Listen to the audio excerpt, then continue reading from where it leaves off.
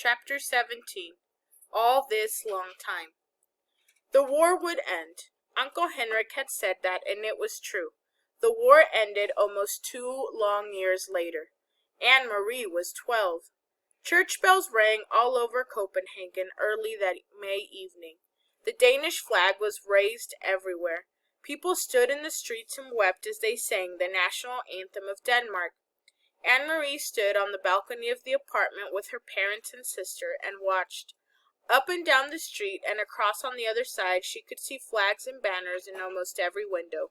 She knew that many of those apartments were empty. For nearly 2 years now, neighbors had tended the plants and dusted the furniture and polished the candlesticks for the Jews who had fled. Her mother had done so for the Rosens. "It is what friends do," Mamma had said. Now neighbors had entered each unoccupied waiting apartment, opened a window, and hung a symbol of freedom there. This evening Mrs. Johansen's face was wet with tears. Kirsty, waving a small flag, sang. Her blue eyes were bright. Even Kirsty was growing up. No longer was she a light-hearted chatterbox of a child. Now she was taller, more serious, and very thin. She looked like the pictures of Lise at 7 in the old album. Peter Nilsson was dead. It was a painful fact to recall on this day when there was so much joy in Denmark. But Anne-Marie forced herself to think of her red-headed almost brother, and how devastating the day was when they received the news that Peter had been captured and executed by the Germans in the public square at Rivengård in Copenhagen. He had written a letter to them from prison the night before he was shot. It had said simply that he loved them, that he was not afraid, and that he was proud to have done what he could for his country, and for the sake of all free people. He had asked in the letter to be buried beside Lise. But even that was not to be for Peter. The Nazis refused to return the bodies of the young men they shot at Rivengård. They simply buried them there where they were killed and marked the graves only with numbers. Later, Anne-Marie had gone to the place with her parents, and they had laid flowers there on the bleak numbered ground. That night, Anne-Marie's parents told her the truth about Lise's death at the beginning of the war. "She was part of the resistance too," Papa had explained.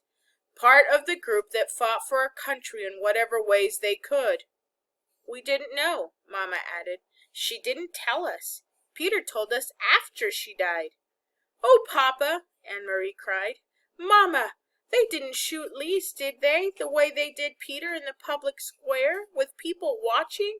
She wanted to know it all, but wasn't certain that she could bear the knowledge. But Papa shook his head. "She was with Peter and others in a cellar, where they held secret meetings to make plans. Somehow, the Nazis found out, and they raided the place that evening. They all ran different ways, trying to escape. Some of them were shot," Mama told her sadly. "Peter was shot in the arm. Do you remember that Peter's arm was bandaged and in a sling at Lise's funeral? He wore a coat over it so that no one would notice, and a hat to hide his red hair. The Nazis were looking for him." Anne-Marie didn't remember. She hadn't noticed. The whole day had been a blur of grief. "But what about Lise?" she asked. "If she wasn't shot, what happened?" From the military car, they saw her running and simply ran her down. "So it was true what you said, that she was hit by a car." "It was true," Papa told her. "They were all so young," Mama said, shaking her head.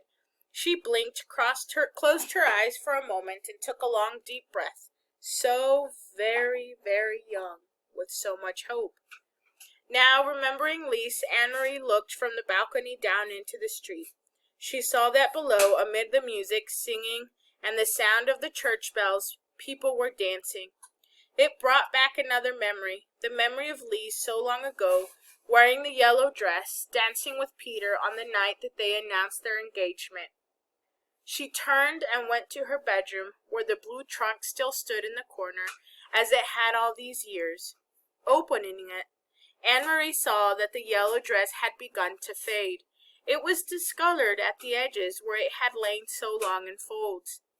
Carefully, she spread open the skirt of the dress and found the place where Ellen's necklace lay hidden in the pocket.